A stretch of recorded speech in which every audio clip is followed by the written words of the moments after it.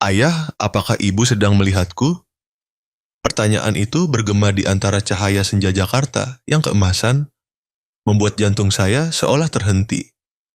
Saya menoleh ke putri saya, Nadia, 6 tahun, matanya yang jernih memantulkan seluruh langit yang seolah jatuh ke lantai kaca gedung Prasetya Art Center. Dia memegang erat lukisan yang belum selesai. Gambar seorang wanita berbaju putih, tersenyum ramah, berdiri di antara bunga-bunga dahlia liar. Aku menggambar ibu, ayah, katanya, suaranya begitu bening hingga semua suara di luar seolah menjauh. Sudah 2 tahun sejak Alia, istri saya, meninggal karena kanker stadium akhir. Wanita itu adalah satu-satunya cahaya yang pernah membantu saya melihat dunia dengan warna. Ketika dia pergi, dunia di dalam diri saya seolah mati lampu. Saya terus hidup, bekerja, bahkan lebih sukses dari sebelumnya, tetapi segalanya hanyalah cara untuk melarikan diri dari kekosongan yang tak terisi. Saya, Aditya Prasetya, 42 tahun, CEO dari konglomerat seni dan media, yang pernah disebut media sebagai tangan emas Jakarta.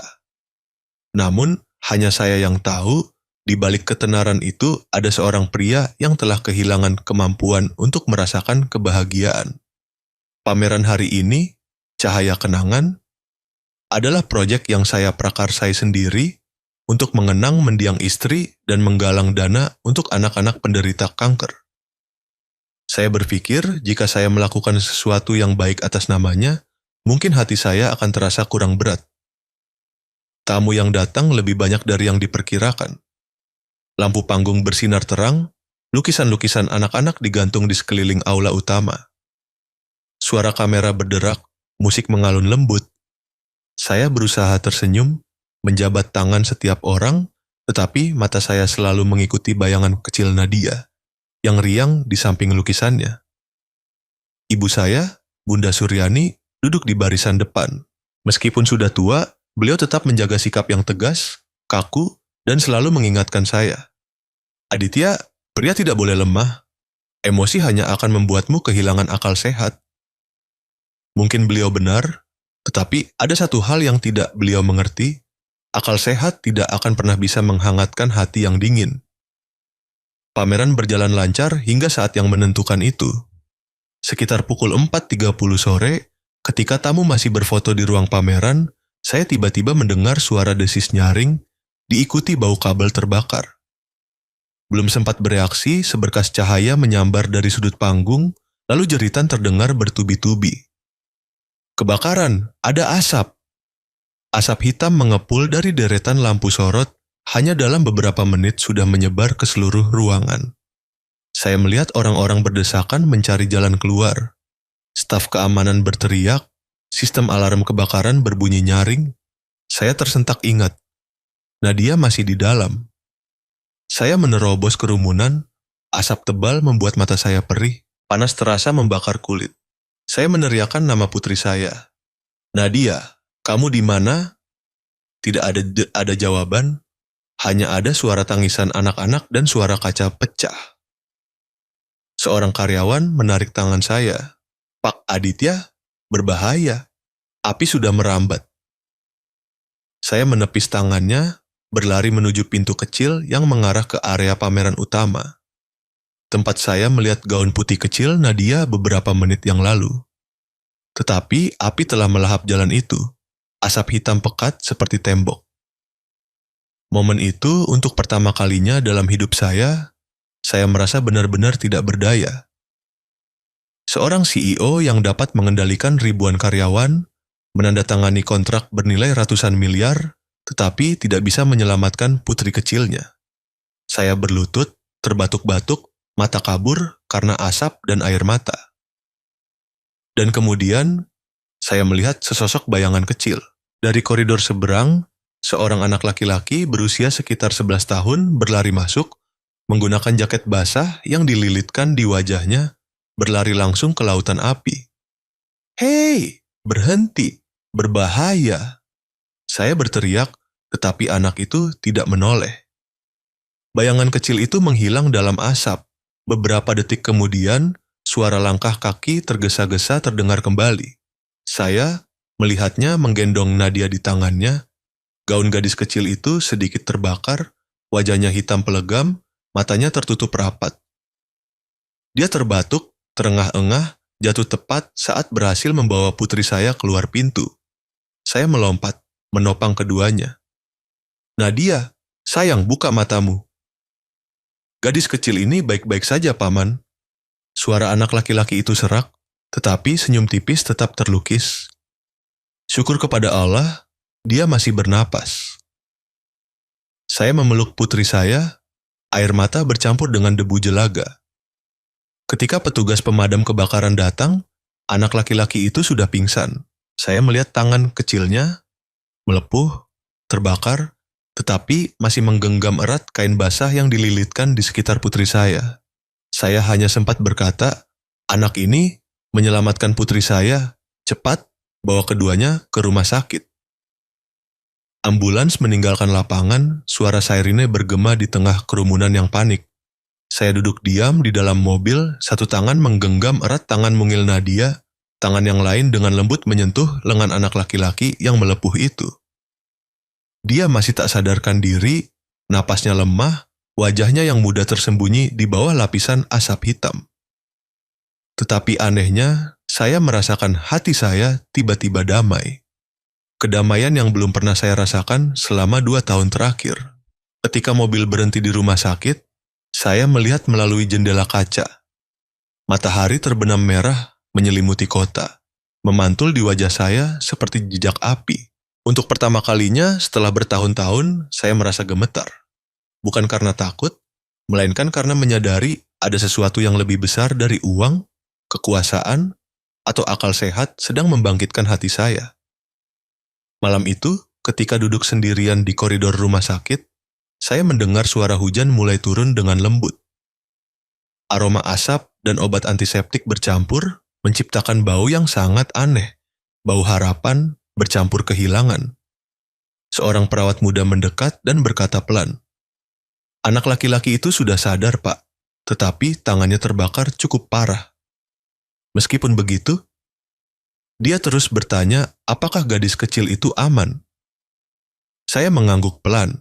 Tidak ada yang mengajari anak laki-laki itu untuk menjadi pahlawan, tetapi Allah telah menanamkan di hatinya keberanian yang tidak lagi dimiliki oleh banyak orang dewasa. Saya berdiri melihat lampu neon memantul di lantai ubin yang dingin dan diam-diam berpikir, mungkin api hari ini tidak hanya membakar sebuah gedung, tetapi juga sedang membakar lapisan es yang telah lama membeku di hati saya. Saya tidak tahu bahwa sore yang menentukan itu akan membuka rentetan hari yang memaksa saya menghadapi semua yang pernah saya tolak, cinta, kesalahan, dan juga pengampunan. Jika Anda pernah menyaksikan seseorang berani berkorban untuk orang lain tanpa mengharapkan balasan, Anda akan mengerti bahwa dalam dunia yang penuh perhitungan ini, kebaikan masih ada seperti sebuah keajaiban. Jika Anda juga percaya bahwa satu tindakan kecil dapat mengubah takdir 2 manusia, silakan tinggalkan komentar 1, agar saya tahu Anda masih percaya pada kebaikan seperti yang saya yakini pada hari itu. Saya tidak butuh uang, Paman. Ibu saya bilang, jika kita membantu seseorang lalu menerima imbalan, maka kebaikan itu tidak akan lagi murni. Kalimat itu membuat saya terdiam. Seorang anak laki-laki berusia 11 tahun, yang baru saja menerobos api untuk menyelamatkan putri saya, mengucapkan sesuatu yang telah lama dilupakan oleh banyak orang dewasa, termasuk saya. Saya berdiri di samping ranjang rumah sakit, melihat tangan kecil Reno yang dibalut perban putih. Luka bakar membuat kulitnya bengkak dan merah, tetapi di wajah itu tidak ada sedikit pun keluhan. Rumah sakit Cipto Mangunkusumo di pagi hari terasa tenang. Sinar matahari masuk melalui jendela, menyinari wajah Reno yang kurus dan gelap. Mata anak itu coklat gelap, jernih hingga terasa aneh. Saya bertanya pelan, apakah tanganmu sakit? Dia tersenyum, senyum yang ringan seolah rasa sakit adalah hal yang biasa. Sakit, Paman, tapi saya sudah terbiasa. Dulu saat ibu menjahit, tangannya juga sering tertusuk jarum. Ibu bilang, Luka kecil membantu kita ingat bahwa kita masih hidup. Saya tanpa sadar terhenti. Kalimat itu bukan perkataan seorang anak, melainkan seolah disarikan dari bekas luka kedewasaan sebelum waktunya. Dokter masuk, meminta saya keluar sebentar selagi mereka mengganti perban Reno. Saya mengangguk, tetapi tetap berdiri di koridor. Hati saya terasa berat. Entah mengapa, sejak melihat anak laki-laki itu, saya merasakan sesuatu yang sangat aneh. Keakraban yang samar, seolah pernah bertemu di suatu tempat dalam ingatan yang jauh. Setelah dokter pergi, saya kembali ke kamar. Reno sedang menyantap sarapannya. Semangkuk bubur dingin dan segelas susu kental murah. Dia bilang ibunya tidak bisa datang karena harus bekerja. "Ibumu bekerja apa?" tanya saya. "Ibu saya menjahit di pasar Tanah Abang. Kadang ibu menjahit sampai larut malam baru pulang. Ibu bilang kalau kita rajin, Allah tidak akan meninggalkan kita." Suaranya datar, tidak mengeluh tentang kemiskinan, melainkan berbicara tentang sesuatu yang sudah jelas. Dalam setiap perkataan Reno, ada sesuatu yang mencekik saya. Kepercayaan yang murni dari seseorang yang telah banyak mengalami kesulitan. Saya membuka dompet, mengeluarkan setumpuk uang, dan meletakkannya di atas meja.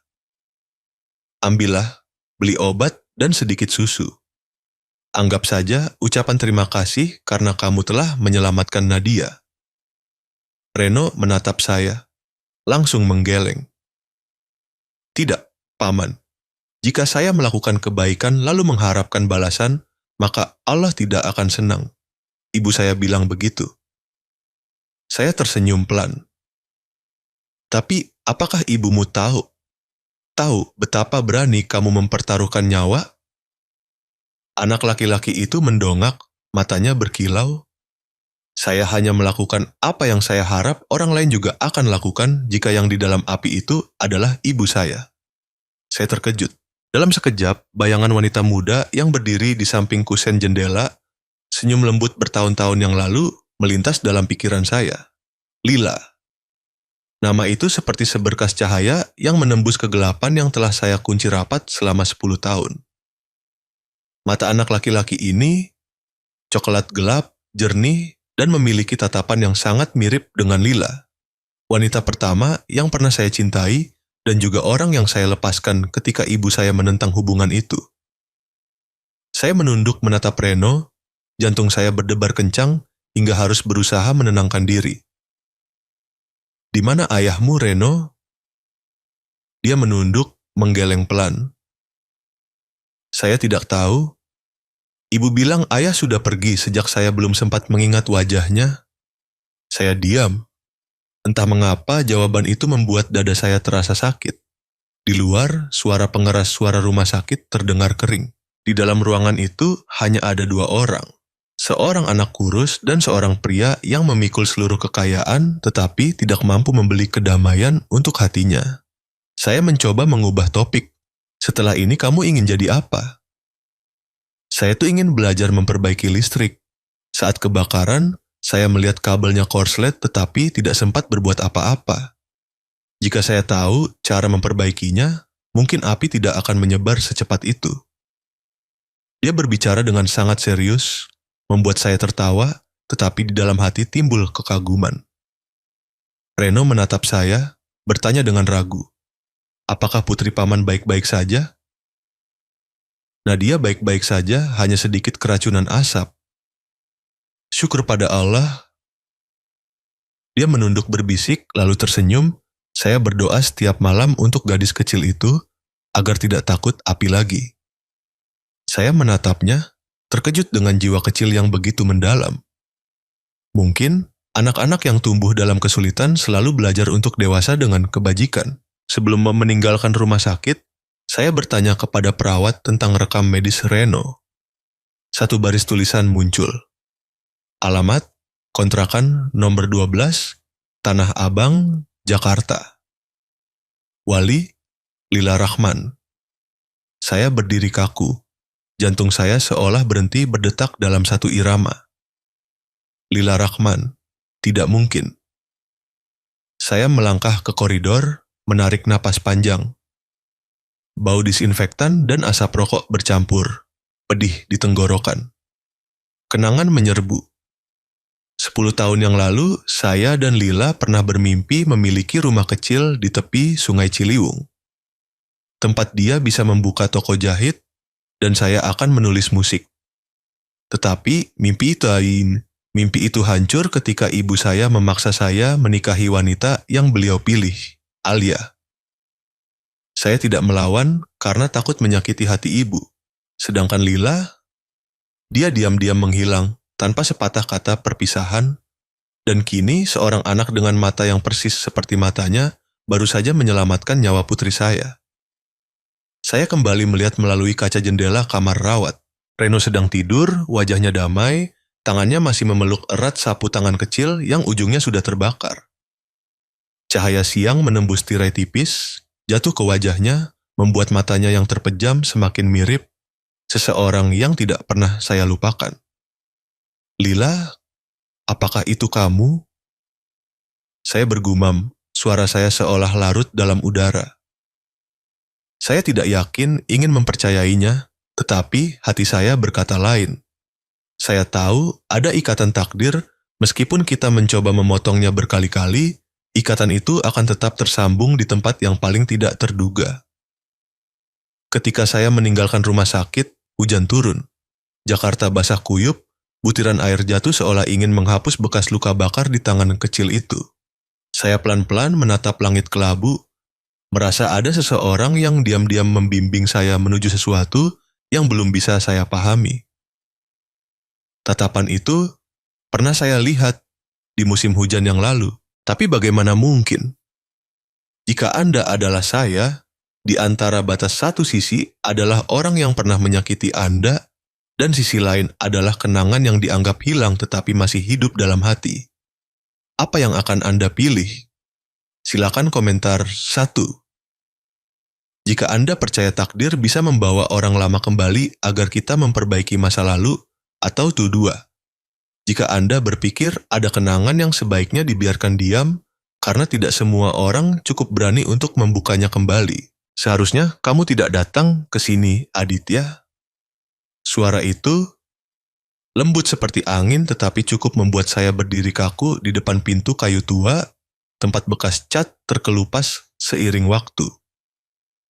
Saya mengenalinya, bahkan sebelum melihat dengan jelas wajah orang yang berbicara. 10 tahun. Namun hanya satu panggilan saja, semua kenangan kembali menyerbu. Saya berdiri di sana, di depan kontrakan kecil di Tanah Abang, tempat yang tercatat di rekam medis Reno. Gang yang lembab, sempit, suara mesin jahit berderak terdengar dari kamar-kamar di sekitarnya. Saya tidak tahu apa yang saya harapkan. Mungkin ucapan terima kasih, atau hanya untuk memastikan firasat samar di hati saya. Tetapi ketika pintu terbuka, jantung saya seolah berhenti berdetak. Lila. Wanita yang berdiri di depan saya bukan lagi gadis yang berseri-seri seperti dulu, tetapi mata itu, senyum itu, saya tidak mungkin melupakannya. Rambutnya dipotong pendek, wajahnya pucat, tubuhnya kurus, dan batuk ringan menggoyahkan bahunya. Kamu, apakah ini benar-benar kamu? Katanya pelan, matanya berkaca-kaca. Lila, saya hanya sempat menyebut namanya, semua kata setelah itu tercekat. Pada saat itu, dunia di sekitar seolah berhenti. Baik suara kendaraan, suara hujan, suara orang memanggil di gang, semuanya menghilang. Hanya tersisa 2 manusia yang pernah saling mencintai, kini berdiri di 2 ujung kenangan yang telah lapuk. Saya melangkah masuk ke ruangan. Ruangannya sempit, hanya cukup untuk 1 tempat tidur bambu, 1 meja mesin jahit tua, dan beberapa baju yang sedang dijahit. Bau obat antibiotik bercampur dengan bau kain tua membuat tenggorokan saya tercekat. Sudah berapa lama kamu tinggal di sini? Hampir 8 tahun. Sejak meninggalkan Jakarta. Saya melihat sekeliling, sulit percaya bahwa seseorang yang pernah bermimpi membuka butik fashion kecil, kini tinggal di ruangan yang bobrok ini. Mengapa kamu tidak kembali? Mengapa kamu tidak mencariku? Tanya saya. Suara bergetar. Lila tersenyum tipis, senyumnya tidak lagi polos seperti dulu, tetapi tersembunyi di dalamnya adalah seluruh penderitaan hidup. Apakah kamu ingat apa yang dikatakan ibumu kepadaku? Jika kamu benar-benar mencintainya, pergilah. Jangan hancurkan kehormatan keluarga ini. Saya terperanjat. Kenangan menyerbu.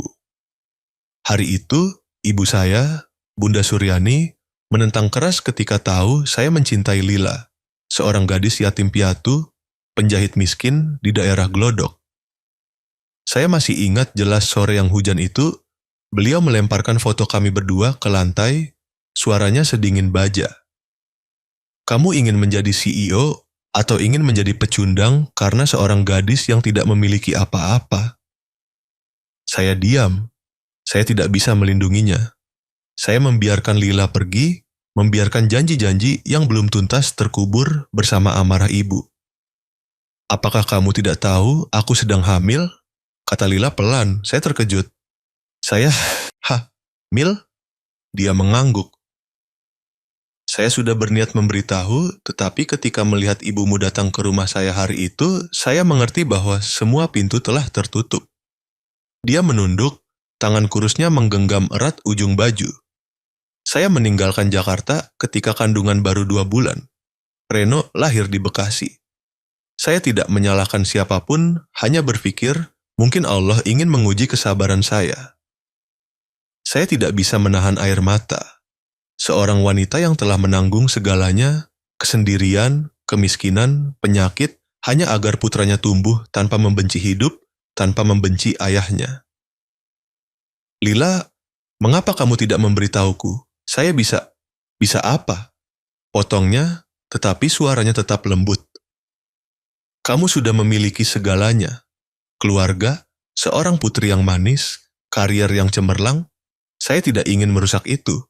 Terkadang, cinta sejati adalah mengetahui kapan harus melepaskan. Saya terdiam sangat lama. Di luar, suara hujan turun merata di atap seng tua. Reno masuk, membawa aroma hujan dan debu. Ketika melihat saya, dia sedikit terkejut, lalu menyapa dengan sopan. Paman datang menjenguk ibu saya. Ya, Paman hanya ingin melihat apakah ibumu baik-baik saja. Ibu baik-baik saja, hanya sering batuk.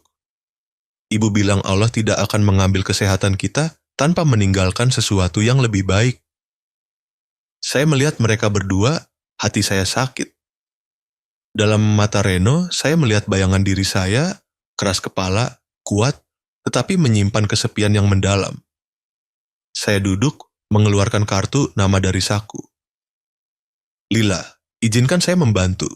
Kamu dan Reno tinggal sementara di rumah saya, tempat ini terlalu sempit. Tidak perlu, Aditya. Dia menggeleng. Saya tidak menawarkan karena kasihan. Saya berutang padamu dan berutang pada anakku. Dia menatap saya, tatapan yang aneh, bercampur antara percaya dan takut. Kamu sudah tahu? Saya diam. Pada saat itu, semua pembelaan menjadi tidak berarti. Saya mendekat, suara saya tuh tercekat. Reno adalah anakku, kan? Lila menunduk, air mata jatuh ke kain di tangannya. Jawaban diam itu lebih berat daripada 1000 kata. Saya ingin memeluknya, ingin mengatakan bahwa semuanya akan baik-baik saja, tetapi bahunya bergetar lembut. Jangan, Aditya. Jangan membuat segalanya lebih sulit. Yang saya butuhkan bukan belas kasihan. Cukup bantu Reno mendapatkan pendidikan yang layak, saya sudah merasa puas. Saya mengangguk. Tetapi di dalam hati, saya sudah memutuskan. Saya tidak akan membiarkan ibu dan anak itu terus menderita. Ketika saya meninggalkan kontrakan itu, hujan sudah berhenti. Saya berdiri di jalan tanah yang basah, melihat keramaian orang Tanah Abang yang sibuk. Jakarta masih bising, acuh tak acuh terhadap nasib-nasib kecil. Saya tahu sejak saat itu hidup saya tidak akan sama lagi. Dalam cerita-cerita lain yang pernah saya bagikan di kanal ini, ada yang bertanya kepada saya, apakah Anda percaya pada jodoh yang sudah diatur sejak awal? Saya dulu tidak percaya. Tetapi sekarang ketika bertemu kembali dengan Lila, wanita yang saya pikir telah hilang selamanya, Saya mengerti, terkadang takdir hanya menunggu kita cukup berani untuk menghadapi apa yang pernah kita hindari. Jika Anda masih meragukan ikatan takdir yang aneh dalam hidup, cobalah cari cerita-cerita lain di kanal. Siapa tahu Anda akan menyadari setiap pertemuan memiliki alasan yang belum sepenuhnya kita pahami. Malam itu, saya kembali ke rumah, membuka pintu ruang kerja. Lampu kuning menyinari foto lama, foto yang pernah saya sembunyikan di laci. Saya dan Lila berfoto di sebuah kafe kecil di tepi sungai Ciliwung, 10 tahun lalu. Saya mengusap lembut wajahnya di foto. Lila, mungkin Allah tidak membawamu kembali untuk menguji saya, tetapi untuk memberi saya kesempatan menebus kesalahan masa lalu. Saya mendongak, melihat keluar jendela, tempat hujan malam kembali turun. Dan saya tahu, besok ketika fajar tiba, saya tidak akan bisa lagi melarikan diri dari masa lalu. Pagi itu, sinar matahari Jakarta tidak cukup hangat untuk mengusir dingin di hati saya. Dari jendela lantai 2 Villa Menteng, saya melihat ke taman yang diselimuti embun tipis, tempat wanita yang pernah saya lepaskan sedang berjalan perlahan, memegang nampan teh panas. Bayangan Lila tenggelam di ruang yang luas, terasa akrab sekaligus jauh hingga menyesakan. 10 tahun berlalu, hampir semua di rumah ini tidak berubah, kecuali orang di dalamnya. Ketika saya membawa Lila dan Reno kembali ke sini, saya tahu saya sedang menantang semua aturan rumah ini. Ibu saya, Bunda Suryani, yang pernah menggunakan kehormatan untuk memisahkan cinta saya dan Lila, kini sudah lemah, bergerak lambat, dan hampir tidak pernah keluar kamar. Tetapi meskipun usia membuatnya lelah, saya masih bisa merasakan tatapan keras, sedingin baja ketika beliau menyadari siapa wanita yang sedang membersihkan di halaman itu. Kamu bilang apa, Aditya? Wanita itu tinggal di rumah ini? Suara ibu saya serak tetapi masih tajam. Ibu, dia hanya tinggal sementara. Dia sakit parah, butuh perawatan. Bukankah ada banyak rumah sakit atau kontrakan lain? Mengapa harus rumah ini? Saya diam. Ibu saya masih sama.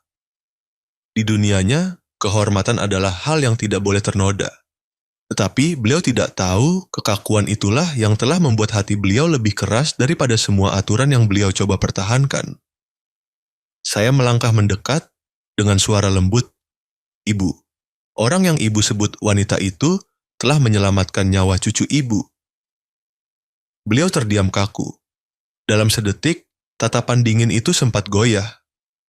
Saya tidak mengatakan apa-apa lagi, karena saya tahu setiap penjelasan hanya akan memperdalam masa lalu, sedangkan hati seseorang harus dibiarkan oleh waktu untuk menenangkan diri.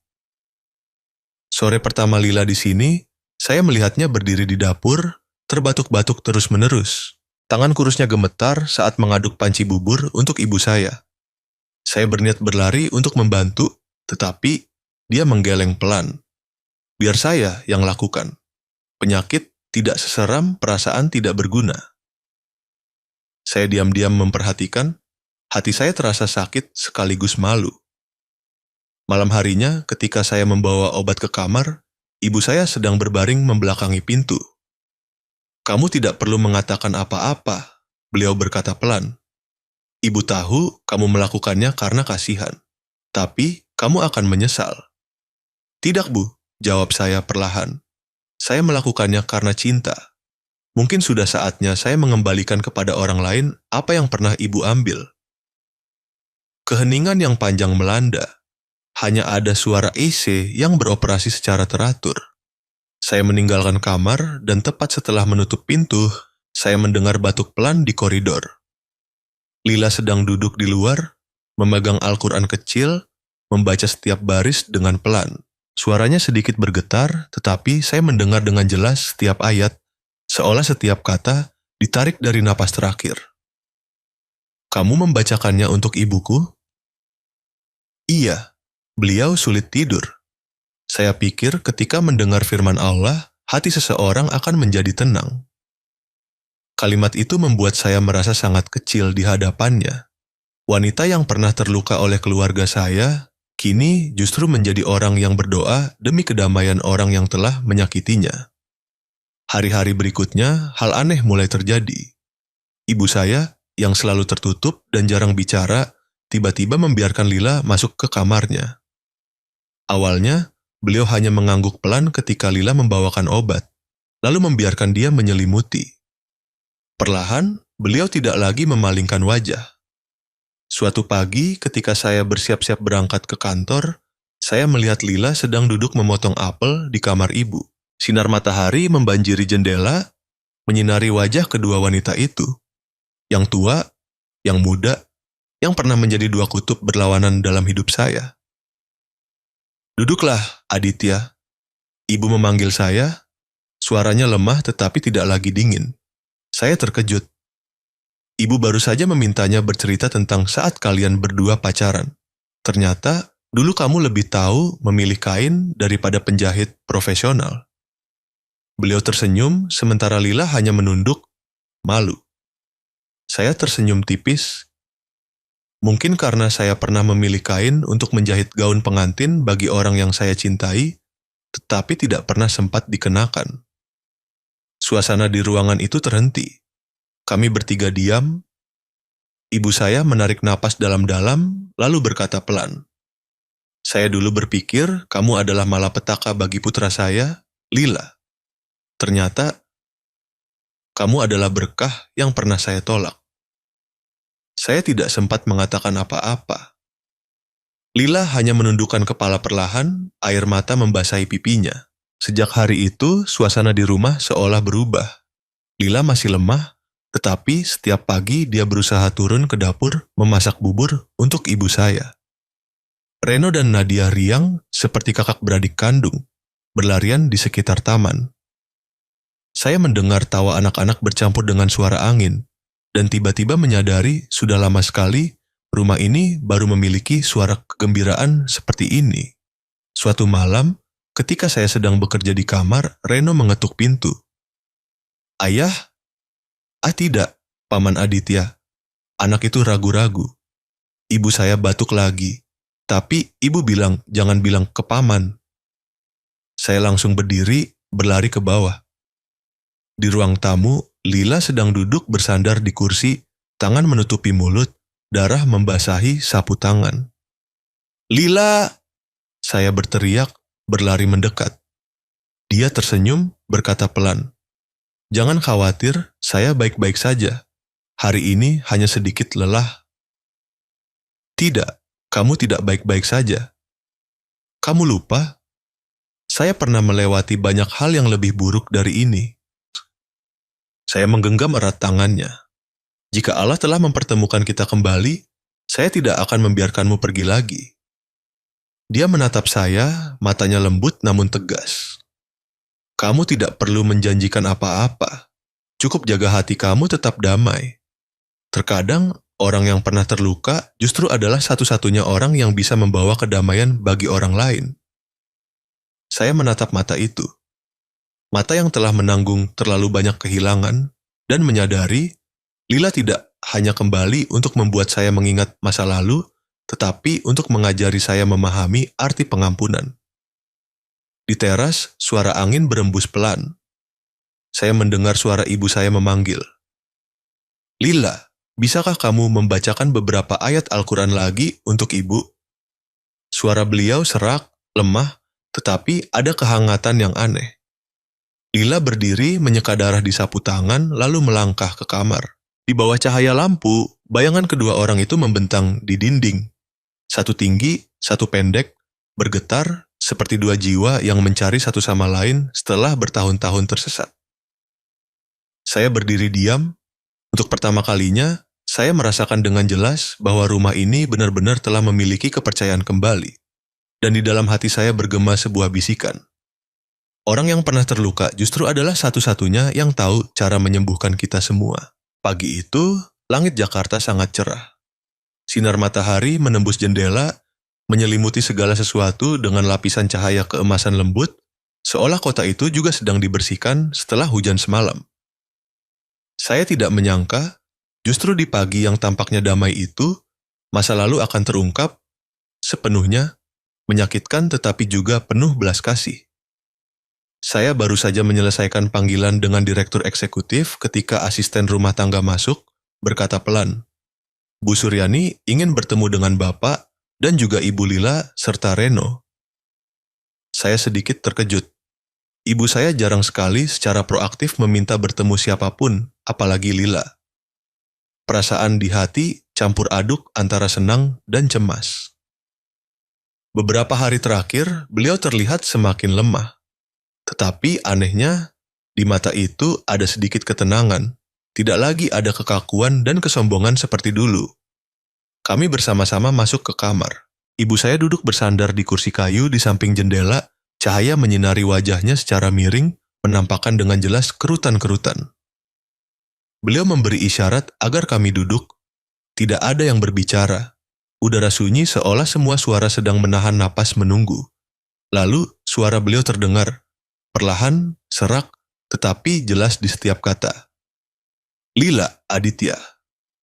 Mungkin hari ini adalah pertama kalinya ibu mengatakan semuanya dengan jujur. Saya menatap ibu, jantung saya berdebar kencang. Lila menunduk, kedua tangannya saling menggenggam, bergetar pelan. Dulu, lanjut ibu saya, ibu hanya ingin menjaga kamu dalam batas-batas yang aman. Ibu takut seorang gadis miskin akan membuatmu kehilangan semua kehormatan, status, dan masa depan. Tetapi, ibu salah.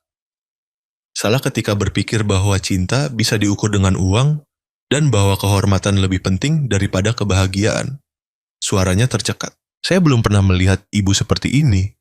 Seorang wanita yang begitu sombong, hingga tidak pernah mau mengakui kesalahan, kini gemetar di antara kenangan yang bahkan beliau ingin lupakan. Ibu mendatangi Lila, mengatakan kata-kata yang membuatnya pergi. Ibu pikir ibu melakukan hal yang benar. Tetapi sebenarnya, ibu membuat kamu kehilangan orang yang kamu cintai dan membuat cucu kandung ibu sendiri tumbuh tanpa mengetahui tentang keluarganya. Air mata mulai menetes. Beliau menutup wajah dengan tangan, suaranya menjadi parau. Ibu hanya ingin mempertahankan kamu, Aditya, tetapi justru membuat kamu kehilangan segalanya. Lila mengangkat kepala perlahan, saya melihat matanya merah, tetapi di dalamnya tidak ada kebencian. Dia melangkah, berlutut di depan ibu saya, dengan lembut menggenggam tangan yang gemetar itu. Bu, tolong jangan menangis lagi. Saya tidak pernah membenci ibu. Jika hari itu tidak ada perpisahan, mungkin saya tidak akan belajar bagaimana berdiri tegak, juga tidak cukup kuat untuk mengajari Reno untuk hidup dengan keyakinan. Suaranya lembut, hangat hingga saya merasakan semua jarak antara kedua wanita itu yang pernah berada di dua sisi pertempuran, tiba-tiba menghilang seperti asap. Ibu saya menatap Lila sangat lama, lalu mengangguk pelan. Setetes air mata lagi jatuh di punggung tangan yang kurus.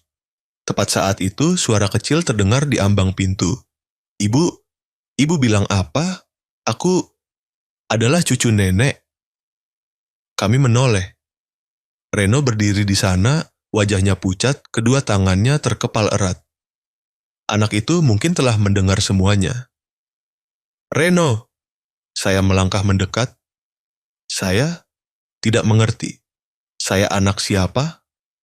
Suaranya bergetar. Saya menatap Lila. Dia mengangguk pelan, memberi isyarat agar saya mengatakan yang sebenarnya. Saya membungkuk, meletakkan tangan di bahu putra saya. Reno, kamu adalah putra ayah? Ruangan seolah berhenti. Cahaya menembus kusen pintu, menyinari wajah kecil itu. Reno berdiri kaku, matanya terbuka lebar, air mata berlinang. Dia menatap saya, lalu menatap Lila. Jadi, orang yang selalu mendoakanku dari jauh adalah ayah? Saya mengangguk, tercekat. Ya, ayah tidak ada di sana saat kamu lahir, tidak ada di sana saat kamu jatuh, tetapi sejak saat kamu melangkah ke kehidupan ayah, segalanya dalam diri ayah telah berubah. Reno tiba-tiba berlari, memeluk saya erat-erat. Tubuh kecilnya gemetar. Saya memeluknya erat, tak bisa berkata-kata. Di belakang, Lila menutup mulut dengan tangan, air mata terus mengalir. Pada saat itu, ibu saya berdiri. Postur tubuhnya goyah, tetapi matanya bersinar aneh. Beliau mendekat, meletakkan tangan di kepala Reno, suara bergetar membaca doa dalam bahasa Arab. Bismillahirrahmanirrahim. Ya Allah, ampuni dosa hamba-Mu ini. Jadikan cucu ini cahaya penebus kesalahan kami. Reno menunduk, air mata jatuh di tangan beliau. Saya berdiri di samping, merasakan dengan jelas ada keajaiban yang sedang terjadi. Bukan kekayaan, bukan kekuasaan, melainkan kebaikan hati. Satu-satunya kekuatan yang dapat menyatukan kembali pecahan yang tampaknya hilang selamanya. Setelah pagi itu, suasana di rumah menjadi berbeda. Ibu saya beristirahat di tempat tidur, Lila duduk di sampingnya, menggenggam tangannya sambil membaca Al-Quran. Saya berdiri di ambang pintu, diam-diam melihat kedua wanita itu, satu yang pernah menyebabkan rasa sakit, dan satu yang pernah menanggungnya, kini menjadi sandaran satu sama lain. Saya bertanya pada diri sendiri, apakah Allah sendiri yang mengatur segalanya dengan cara ini? Agar ibu saya belajar meminta maaf, agar saya belajar bertanggung jawab, dan agar Lila mengajari kami tentang pengampunan. Reno melangkah, duduk di samping saya, berkata pelan, "Ayah." Saya melihat nenek menangis, ibu juga menangis, tapi mengapa hati saya terasa begitu damai? Saya meletakkan tangan di kepala putra saya. Karena kamu sedang menyaksikan hal terindah di dunia, Reno, yaitu ketika satu hati berani merendahkan diri untuk meminta maaf, dan hati yang lain cukup besar untuk memaafkan. Anak laki-laki itu mengangguk, lalu diam bersandar di bahu saya.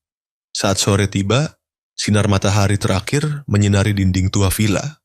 Saya duduk memandang ke taman, tempat Nadia dan Reno bermain di bawah bayangan pohon kedondong tua. Tawa mereka bergema di tengah ruang yang damai itu membuat saya tiba-tiba teringat perkataan ibu saya ketika beliau masih sehat. Suatu hari nanti, kamu akan mengerti. Satu-satunya yang tersisa setelah semua kemuliaan adalah keluarga. Kini saya sudah mengerti. Saya berbalik melihat Lila sedang menyeka keringat ibu. Beliau tersenyum lemah, berbisik, "Lila, bisakah kamu memanggil saya ibu?" Lila terharu, mengangguk. Saya berdiri melihat, merasa seolah semua penderitaan 10 tahun terakhir sedang terbasuh. Di luar, suara azan maghrib bergema di seluruh kawasan Menteng. Angin lembut menggoyangkan tirai jendela. Saya memejamkan mata, berkata dalam hati, saya mengerti, ketika hati berani merendahkan diri untuk meminta maaf, Allah akan mengangkatnya dengan rahmatnya. Dan dalam napas itu, saya tahu, satu bab lama dari hidup saya baru saja ditutup untuk membuka sesuatu yang lebih besar dari cinta, keselamatan jiwa. 1 tahun kemudian, saya kembali ke tempat yang pernah nyaris merenggut segala yang saya cintai, Prasetya Art Center. Kini, papan nama lama telah diganti dengan tulisan baru, sederhana namun penuh makna. Reno Art House. Angin bulan Ramadan membawa aroma manis kurma dan dupa dari pasar-pasar terdekat, menyusup ke halaman luas tempat ratusan lampion digantung. Tali-tali lampu kecil memantulkan cahaya kuning hangat, seolah bintang-bintang yang tak terhitung jumlahnya sedang dinyalakan kembali dari abu. Saya berdiri diam untuk waktu yang lama, melihat kerumunan orang yang berbondong-bondong masuk dan keluar. Setiap langkah kaki, setiap senyum, setiap tatapan gembira dari anak-anak yang menghadiri pameran hari ini membuat saya terharu. Mungkin jika ada yang pernah menyaksikan kehancuran tempat ini setahun yang lalu, mereka akan sulit percaya bahwa tempat ini pernah hanya tersisa debu, sama seperti saya sendiri. Pernah menjadi pria yang terbakar oleh kebencian, kini belajar kembali cara mencintai dengan cahaya iman. Lila duduk di barisan depan, wajahnya telah kembali bersemangat. Tubuhnya masih kurus tetapi matanya dipenuhi kedamaian. Di dekatnya, ibu saya, Bunda Suryani, duduk bersandar, wajahnya ramah secara aneh. Rambutnya memutih, tangannya lemah tetapi masih menggenggam erat tangan Lila. Di antara mereka, saya melihat sebuah keajaiban. Pengampunan tidak hanya menyembuhkan luka, tetapi juga membuat jiwa-jiwa yang pernah berlawanan menjadi serupa, ramah, dan tenang.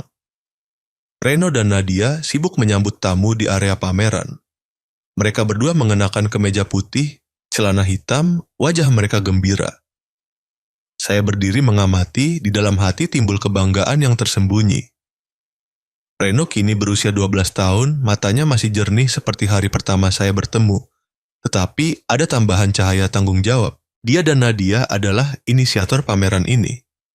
Sebuah acara penggalangan dana untuk anak yatim dan anak-anak yang terluka dalam insiden kebakaran. Di dinding utama ruang pameran, lukisan terbesar tergantung di posisi yang terhormat. Lukisan itu dibuat bersama oleh Reno dan Nadia.